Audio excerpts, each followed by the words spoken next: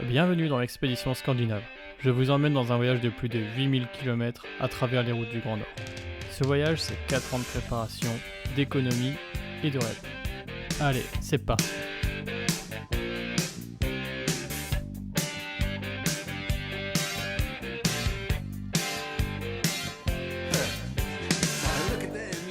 C'est après avoir traversé la Belgique, les Pays-Bas, l'Allemagne et le Danemark que j'ai rejoint Hirtshals, petite ville danoise où j'ai pu prendre le ferry de nuit pour rejoindre la Norvège.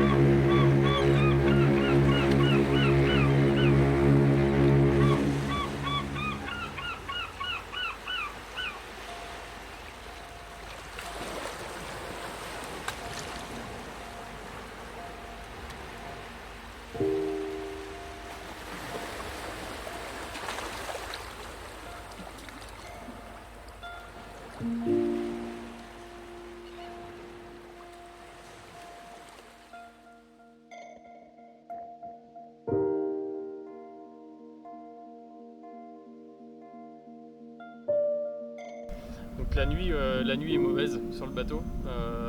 Je suis réveillé vers 5h à peu près. Je prends une douche et je décide d'aller sur le pont. Et là il fait froid, il y a beaucoup de vent parce qu'on avance quand même bien. Et là je découvre les côtes norvégiennes.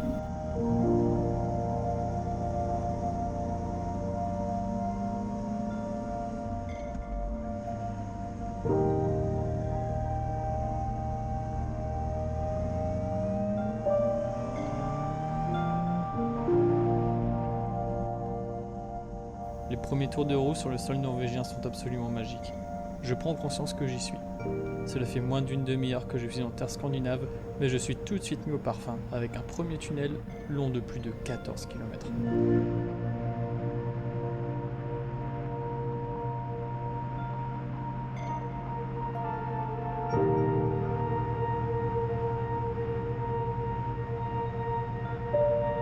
Et une fois que je sors du ferry, là c'est direct dans le bain, on fait une petite heure de route et on rejoint la rando du Preikestolen.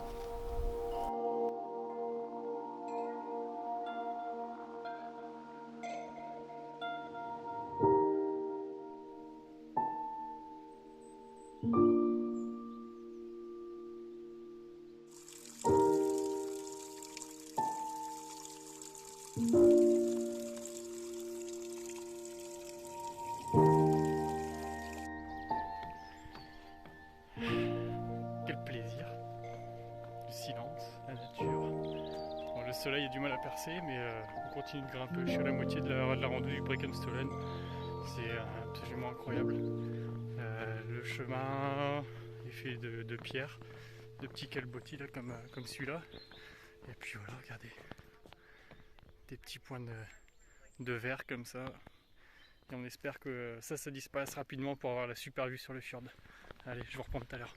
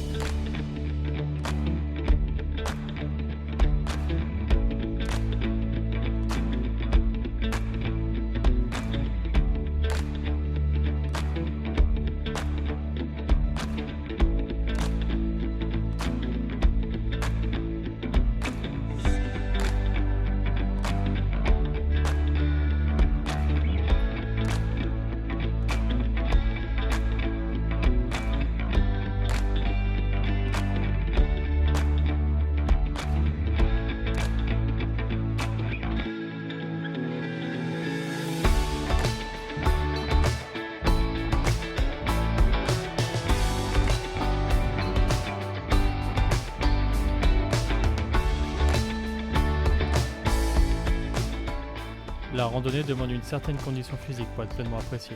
Le chemin est escarpé, le dénivelé important, les touristes nombreux. Prenez le départ dès 6 h du matin si vous voulez obtenir le privilège d'être seul face à cette merveille.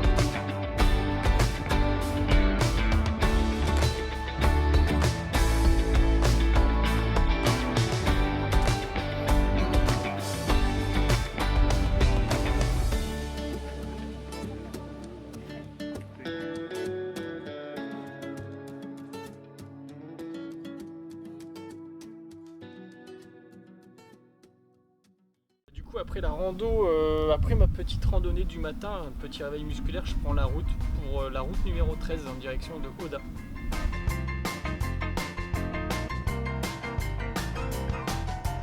La route numéro 13 serpente de fjord en fjord. Un vrai régal pour les motards. Imaginez les routes de montagne à la mer. Incroyable, non? Mais la route 13, c'est aussi le premier contact avec les bateaux-bacs.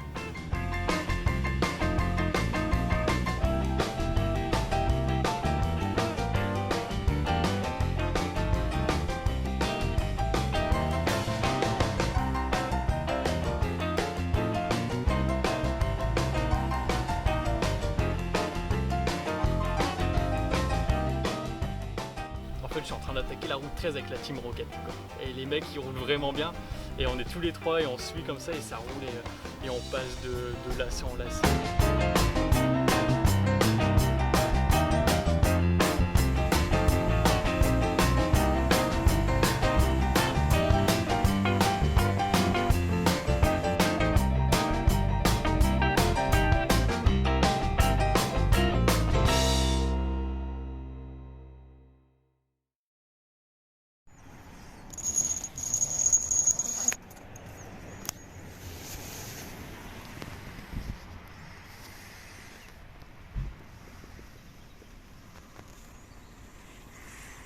Salut toi, t'as bien dormi?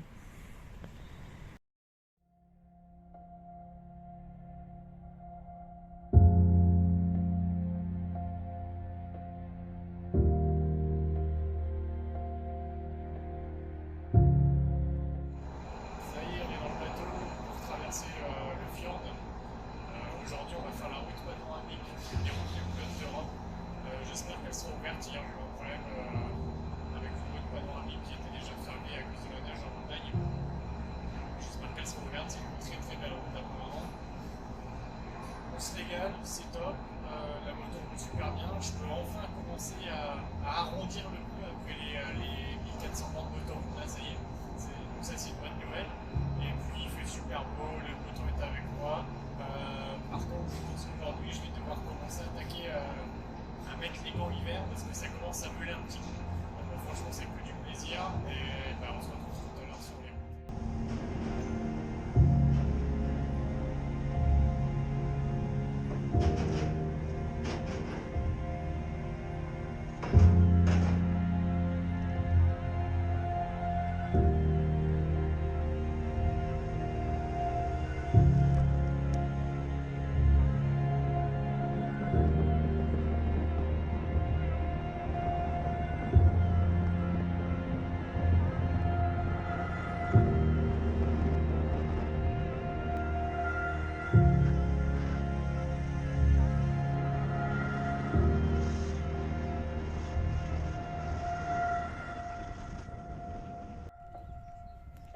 Je me suis dit que c'était pas mal de se mettre là pour une petite pause repas.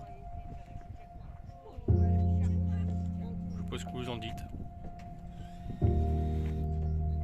À peu de choses près, c'est comme à la maison.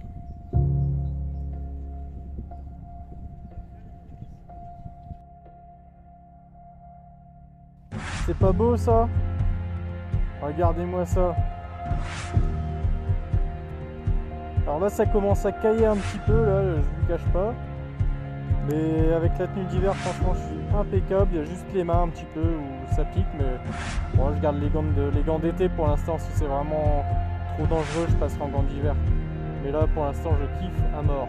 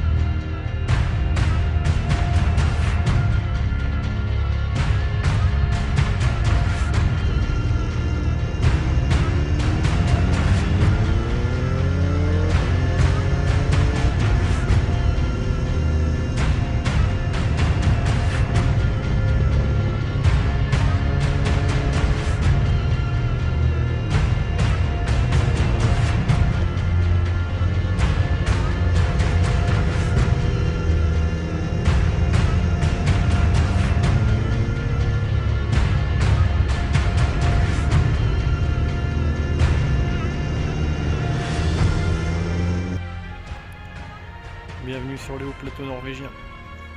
On a 1397 mètres. Magnifique, le ciel se dégage.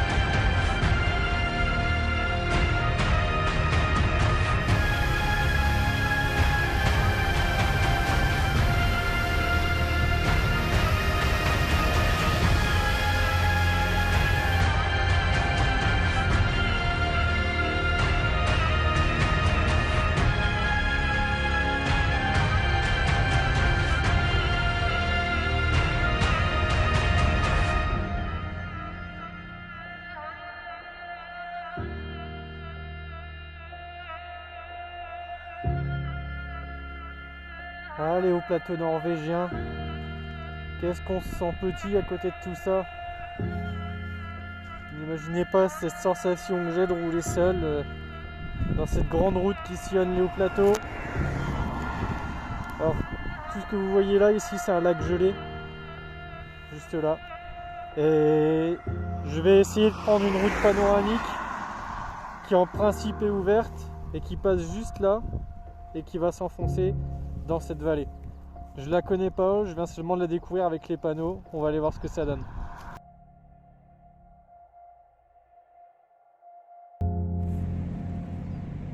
Ok, vous voyez la taille de ce ferry. Allons prendre un peu de hauteur maintenant. Voilà, c'est un énorme ferry que vous voyez au milieu du fjord. Regardez la taille qu'il fait à côté de la nature. C'est pourtant un ferry, à la nuit, je vous dis, il est énorme. J'essaie de zoomer un peu, il est gigantesque. Et pourtant, tout petit face à la nature.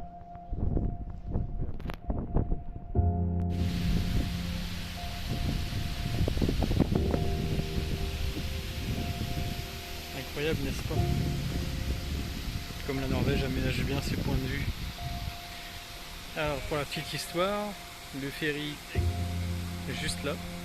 Et le point de vue de tout à l'heure est juste là-bas. C'est dingue.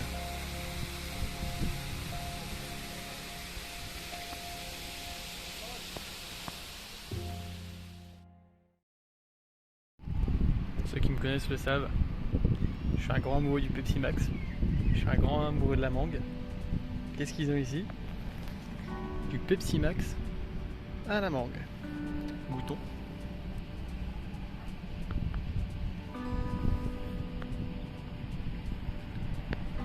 Pas mauvais. Pas mauvais. Très chimique, hein, mais pas mauvais. Bon allez, fin d'une journée de roulage de ouf. Je pars à l'hôtel. Enfin l'hôtel il est là l'hôtel. Il est dans ma moto. Je vais chercher mon camping, j'en ai vu un pas mal au bord du fjord. Salut ce soir, tranquille. Et les doigts de pied en éventail, claquette. Et voilà. Allez, on s'installe. Termine de parler. On s'active.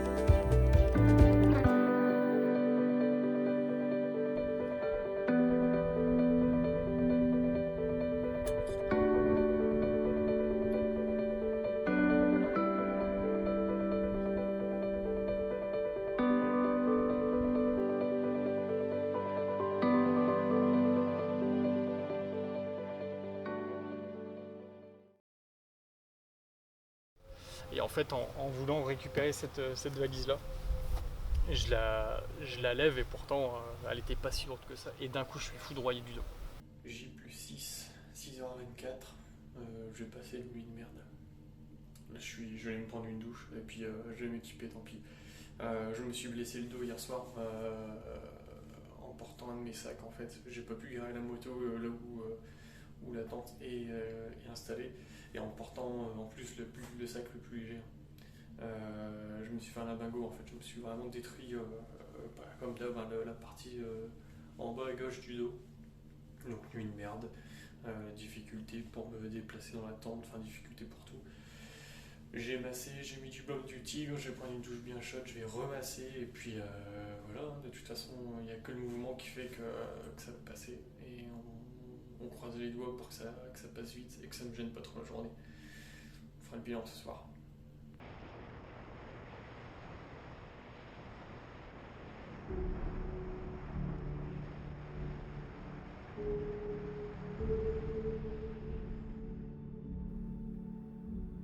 Ce matin, je prends la direction de la route des Trolls.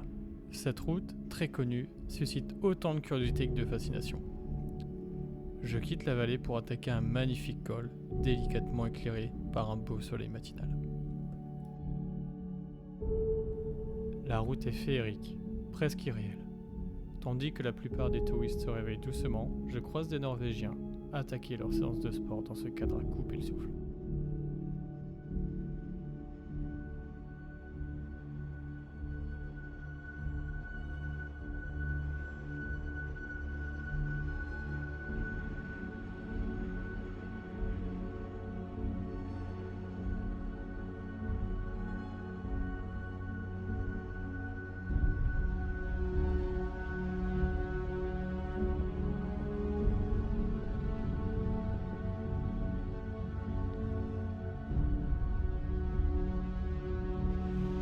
Ce qui va suivre, évidemment, ça va pas bien rendre en vidéo.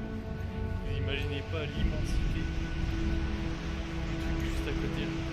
J'avance un petit peu, il y a un super point de vue. Et je vous fais voir ça. C'est absolument incroyable. Incroyable.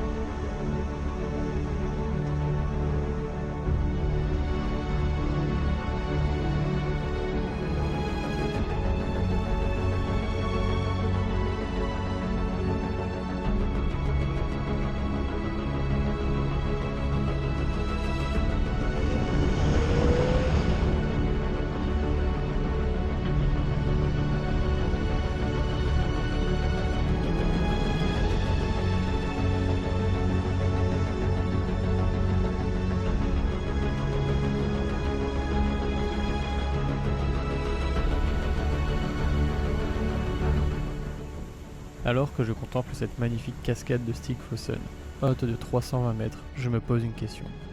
Mais qui sont les trolls ?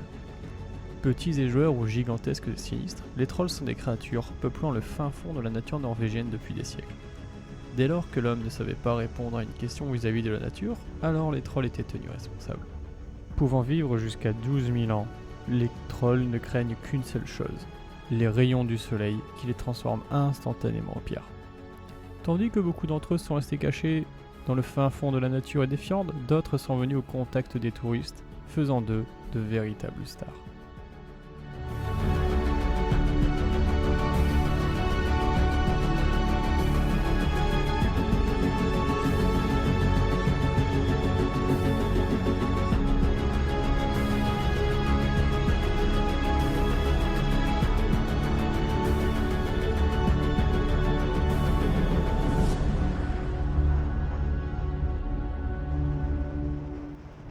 Je quitte le haut plateau norvégien en direction de la route de l'Atlantique.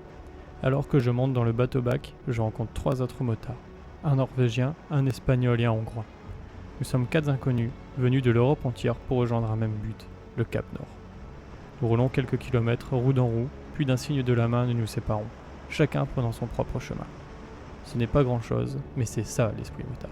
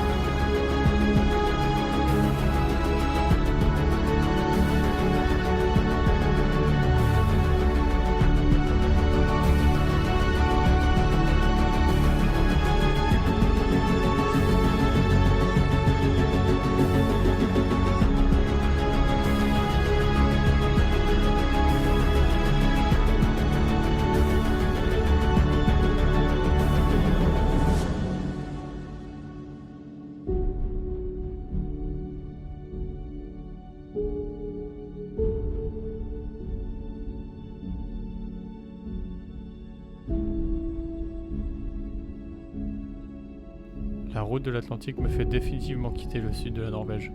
Désormais, je continue mon chemin, au nord, à la découverte de nouveaux horizons.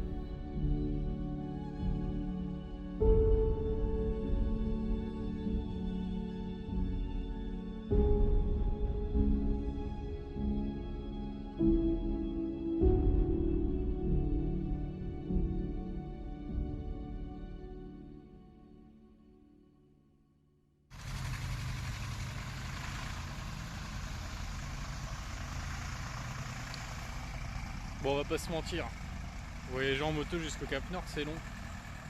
Mais alors voyager depuis l'Allemagne en tracteur en Norvège avec une caravane, alors ça, je vous avoue que je reste bouche bée. Incroyable.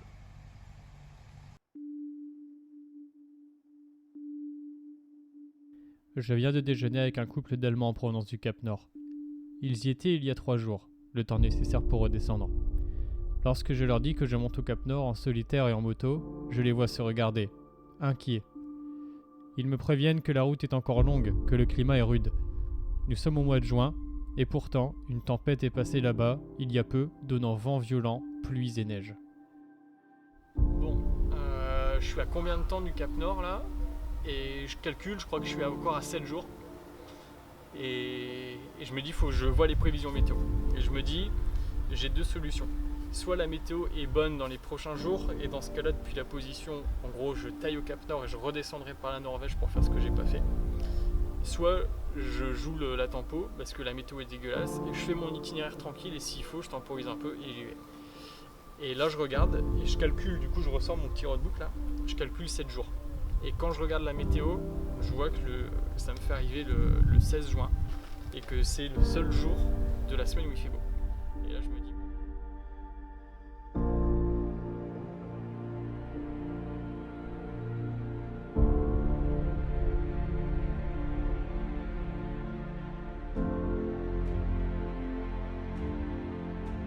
Je fais route au nord, quittant une Norvège fascinante et touristique, pour m'enfoncer désormais dans un pays devenu sauvage, hostile et peu accueillant.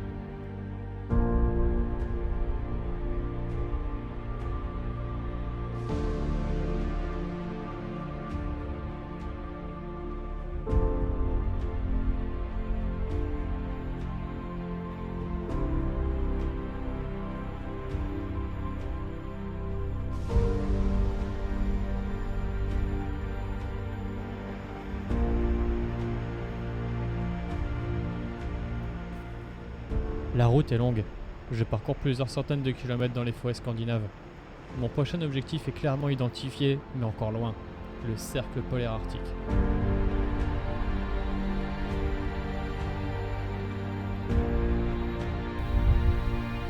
Je fais enfin la rencontre tant attendue. Les gars, ça y est. Regardez, les premiers élans sauvages.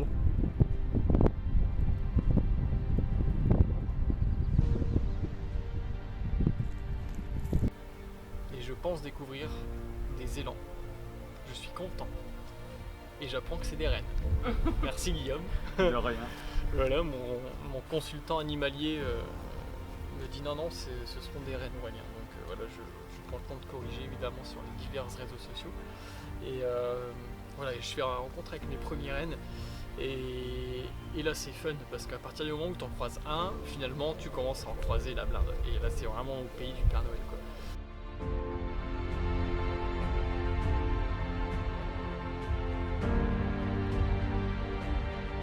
Cela fait 2 jours que je roule sans arrêt vers ma quête.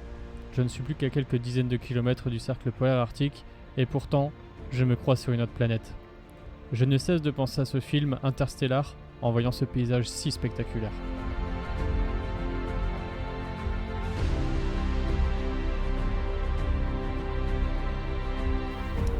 Et à un moment, là tu as le panneau qui arrête. Arctic Circle Center, 1 km. Et là tu te dis yes, ça y est, on y est.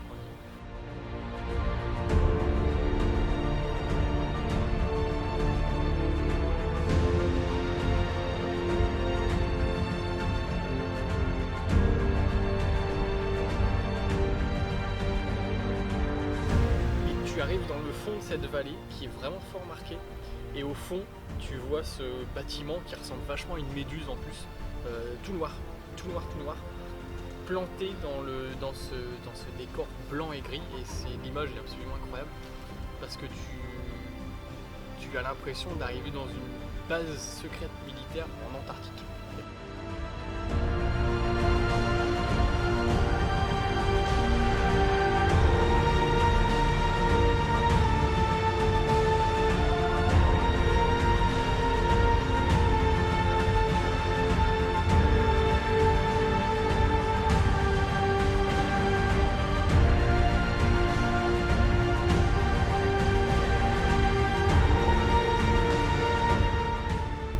Là d'y être, c'est juste génial.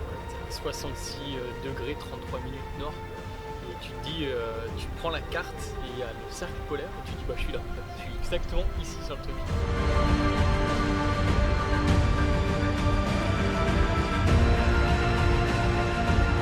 Et à partir de ce moment-là, tu sais que tu n'auras plus jamais de nuit. En fait, le soleil, si je restais à cet endroit-là, le soleil irait toucher l'horizon et remonter.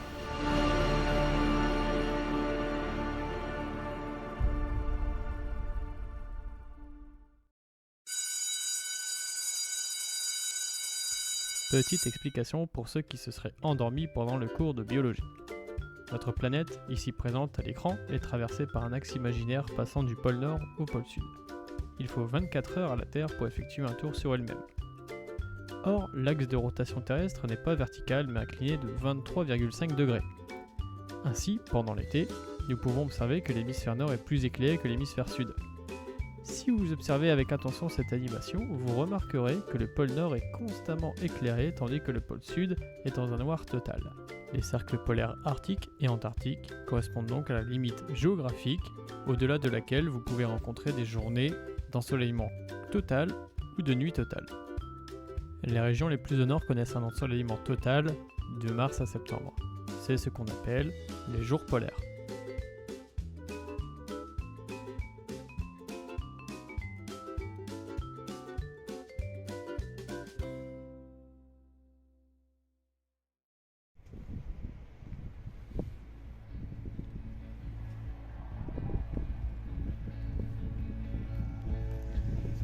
Nous sommes en compagnie de Mousse désormais.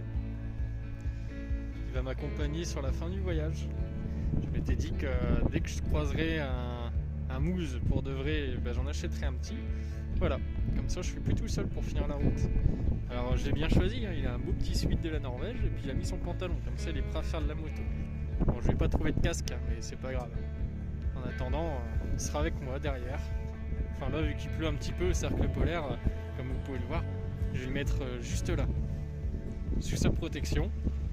Parce que faudrait pas que je finisse quand même aux urgences vétérinaires parce qu'il a une pneumonie ou des engelures. Qu'est-ce que t'en penses, Mousse, on y va?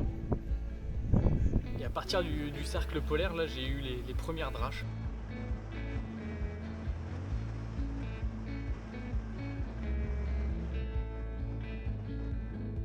Alors ça n'a pas duré longtemps, mais suffisamment pour me forcer à aller à l'hôtel parce que franchement j'avais pas la foi, j'ai pris un déluge et je me suis dit franchement je me vois pas monter la tente avec la moustiquaire pleine de flotte, mettre mes affaires trempées dans la tente et tout.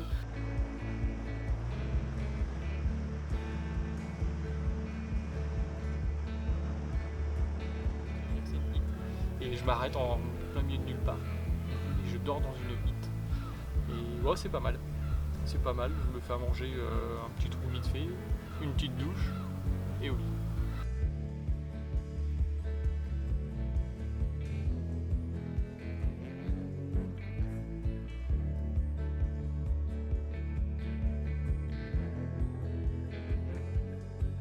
Les huttes sont de petites maisons très répandues en Norvège. Vous en trouvez très facilement. Disponibles avec plusieurs couchages allant de 2 à 10 personnes, elles permettent de passer la nuit au chaud et au sec pour pas cher. Je ne comprends pas quelque chose.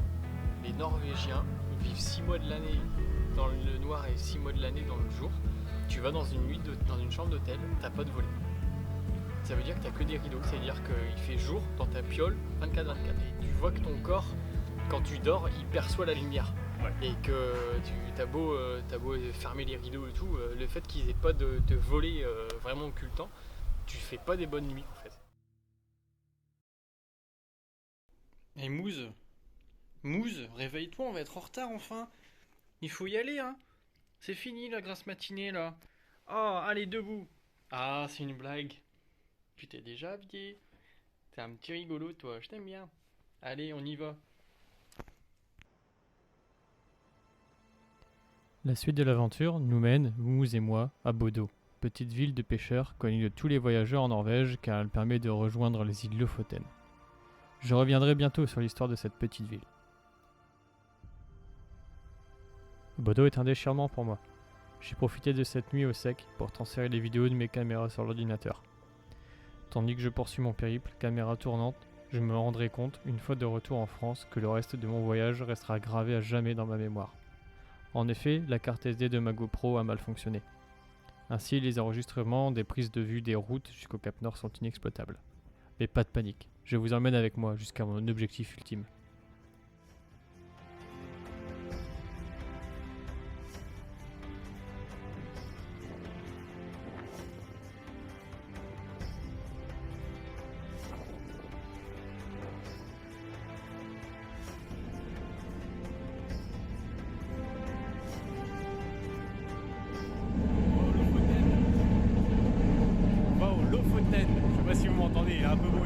parade avec son bateau là.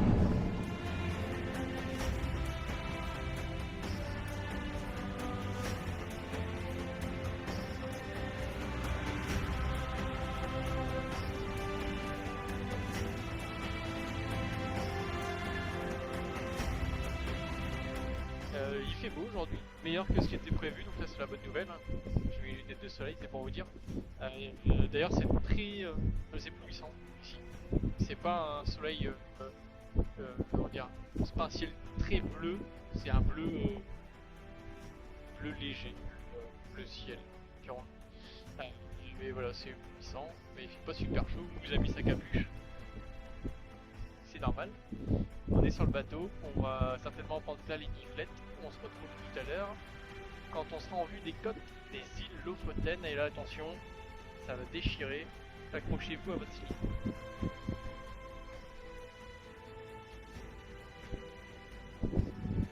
Et au bout de 3 heures, donc c'est 3h45 la traversée. Et au bout de 3 heures, je me dis, bah tiens, j'ai fait une petite sieste et je vais aller sur le pont. Et là, je crois que c'est l'image qui m'a le plus marqué du voyage.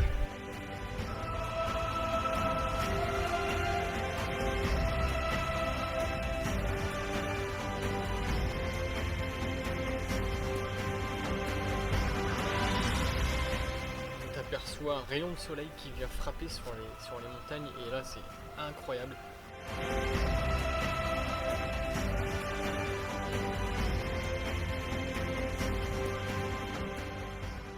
J'avais la même image que quand j'étais gamin, que tu vois le film King Kong et qu'ils arrivent sur l'île Skull avec la mer et d'un coup les putains de rochers là.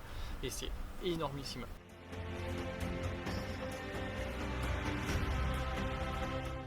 Les îles Lofoten et l'arrivée en bateau me chamboulent profondément. C'est la gorge nouée, submergée par l'émotion, dégagée par ce joyau que je contemple le paysage.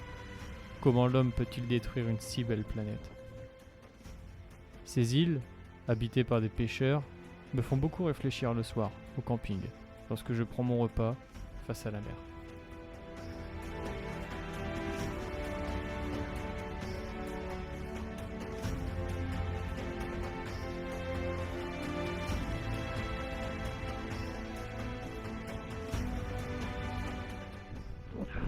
Et bien dans son canapé à regarder les aventures d'Aurélien. Hein. Ouais. Bah moi je me suis pelé le cul cette nuit. 5 degrés, je suis en route avec Mousse. On va là-haut. Donc je vais me réveiller et me réchauffer en faisant ça et puis en manger une chips. Ou n'importe quoi. Manger un petit truc, ça va me donner de la force. Allez, à tout.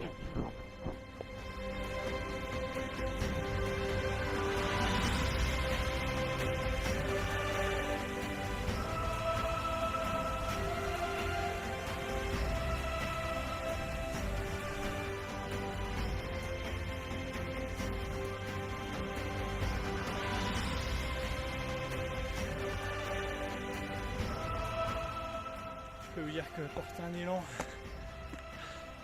sur 1 kilomètre de marche, ça fait son poids quand même.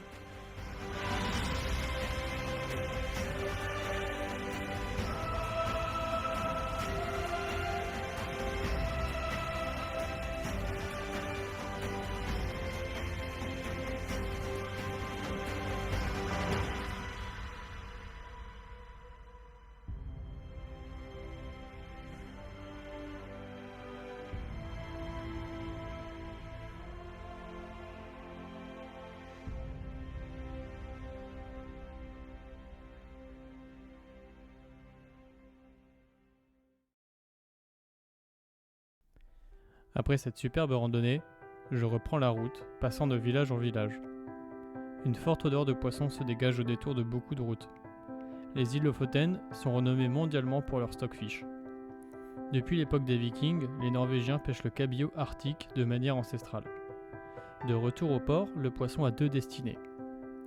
Soit il sera vendu comme poisson frais, soit il sera préparé pour le séchage en suivant un rite très spécifique. En Norvège, cette odeur est appelée l'odeur de l'argent. En effet, rien ne se perd sur le cabillaud. La tête est vendue au Nigeria, la laitance en Chine et le foie est utilisé pour faire de l'huile de foie de morue.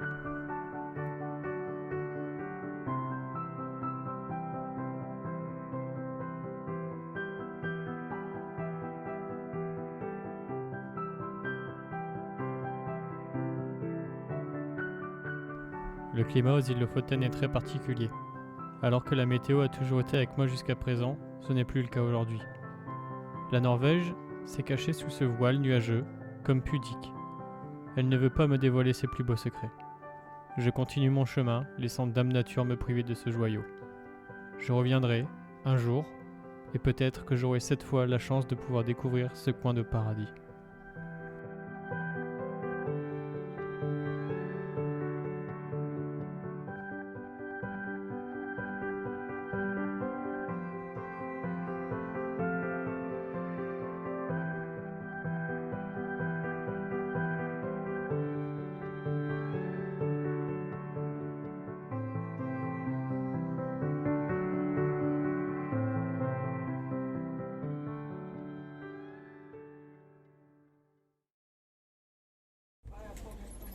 Petite pause dans une station-service pour manger un burger bien chaud avec des frites parce que je me caille le cul hier soir. Je suis en train de quitter les îles Lofoten et la séquence est dure. Vraiment, la tenue de froid n'est plus suffisante. Les gants, j'ai les mains gelées, donc régulièrement je pose les mains sur le moteur pour avoir un petit peu de chaleur. Et voilà, je me caille le cul, il fait gris, là c'est commencé à être dur, mais voilà, je suis près de l'objectif, on va y aller jusqu'au bout, mais c'est au mental maintenant.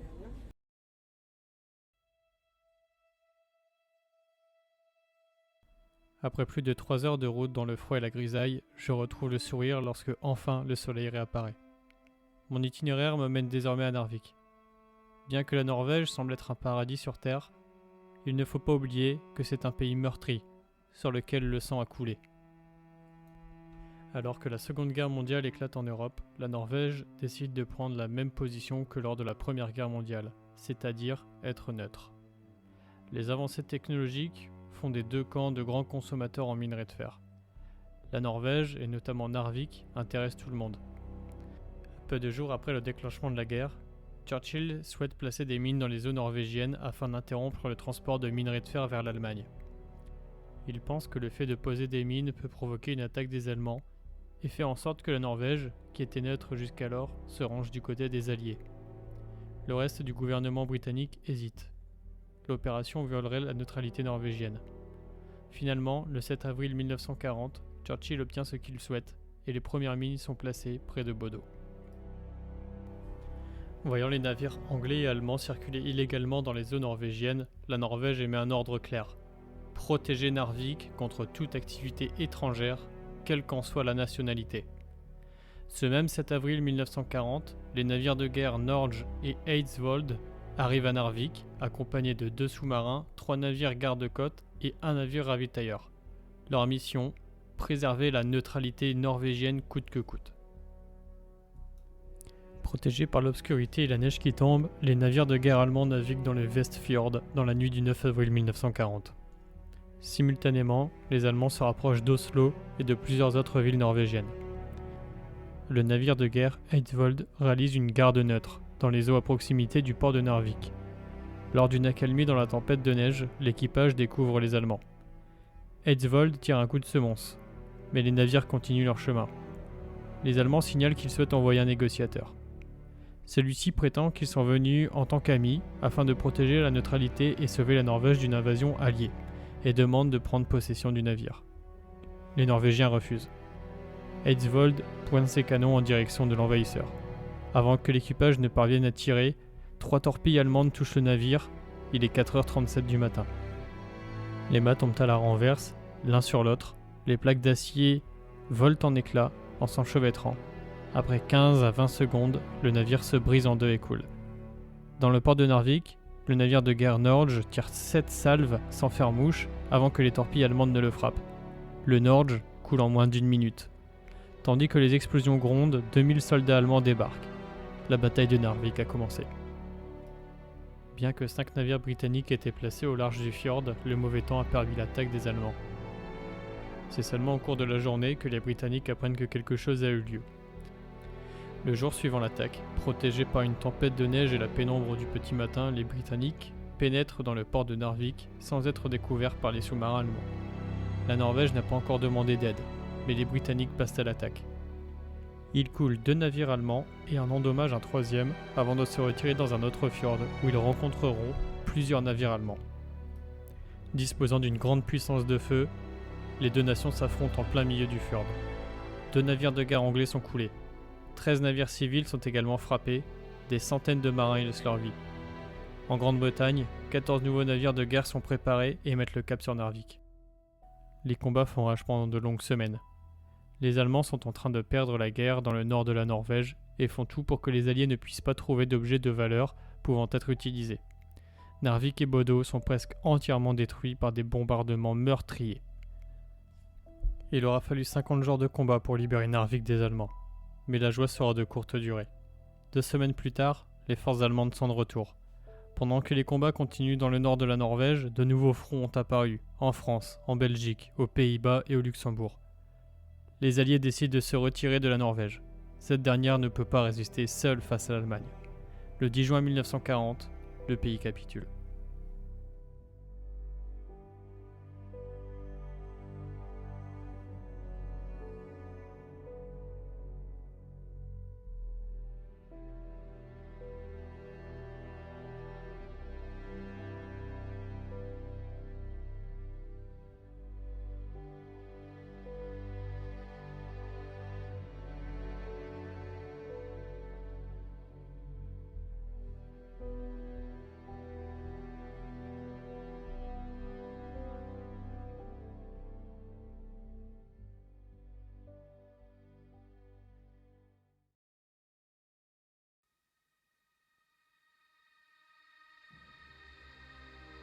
Ce passage, à Narvik, m'aura permis de découvrir un volet de la Seconde Guerre mondiale que je ne connaissais finalement que très peu. Narvik, c'était aussi le lieu de rencontre avec ces 3 motards français au camping le soir. Mais Narvik, c'était surtout mon dernier arrêt touristique avant d'atteindre mon objectif ultime, le Nordkap. Je me lève le matin et là je suis carrément déterminé parce que c'est le matin où je vais atteindre mon objectif. Une journée entière de roulage à travers des paysages incroyables sera nécessaire pour achever cette folle aventure vers le nord. Tu quittes la ville pour rejoindre le Cap Nord et tu arrives dans le désert de glace, en fait, dans le désert, la toundra taïga.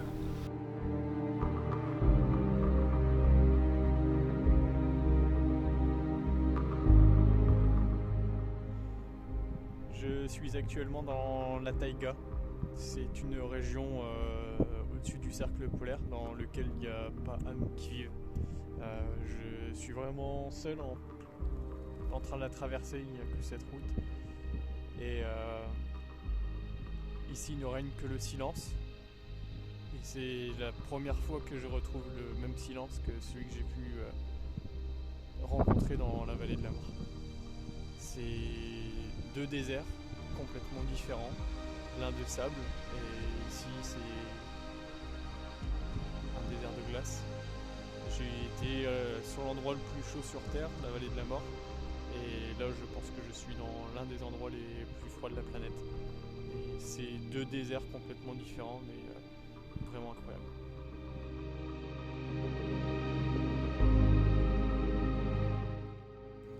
Je poursuis mon chemin, seul avec ma moto dans le Grand Nord. Les derniers kilomètres de cette fabuleuse aventure vers le Cap Nord me paraissent interminables et rapides en même temps. Je me gare. Plus que quelques mètres nous séparent, Mousse et moi, de cet endroit qui m'aura tant fait rêver.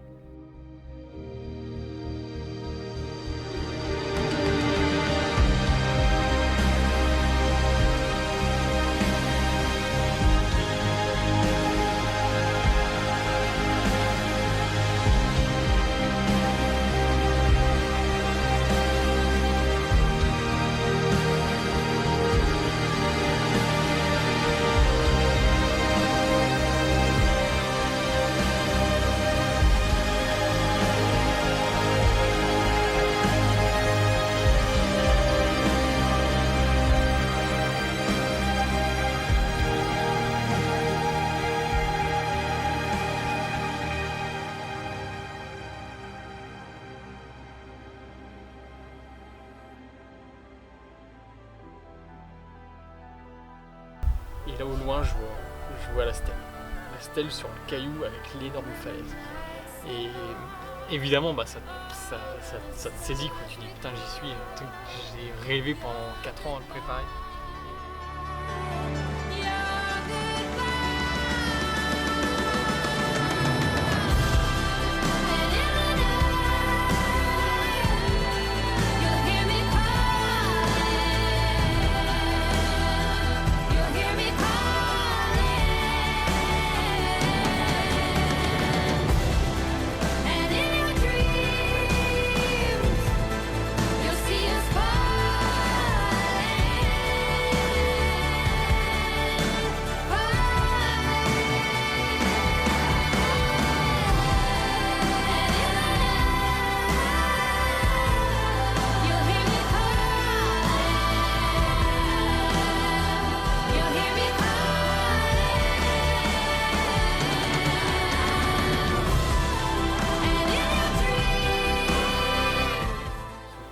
Mousse et on vit le moment ensemble et en fait je passe au moins 1h30 juste à regarder et admirer.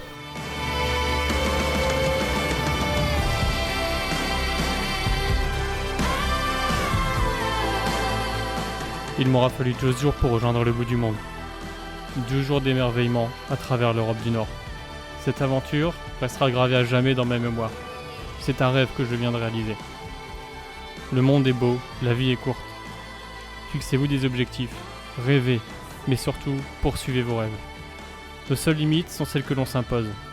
Ne vivez pas à travers les autres. Osez et surtout, vivez.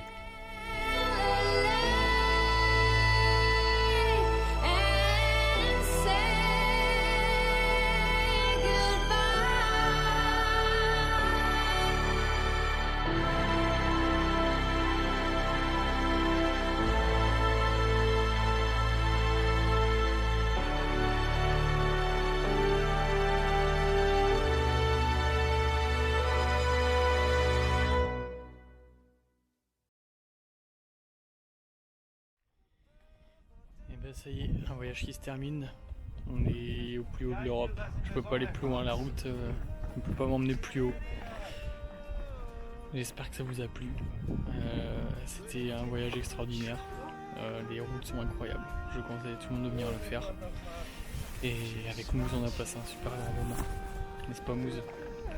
Et je te propose que on remonte les meilleurs moments maintenant. Qu'est-ce que t'en penses? Attends, Ah, oui, je t'écoute Mousse. merci de m'avoir emmené avec toi. C'était le meilleur voyage de toute ma vie. Je t'aime. C'est mignon. Moi aussi je t'aime Mousse.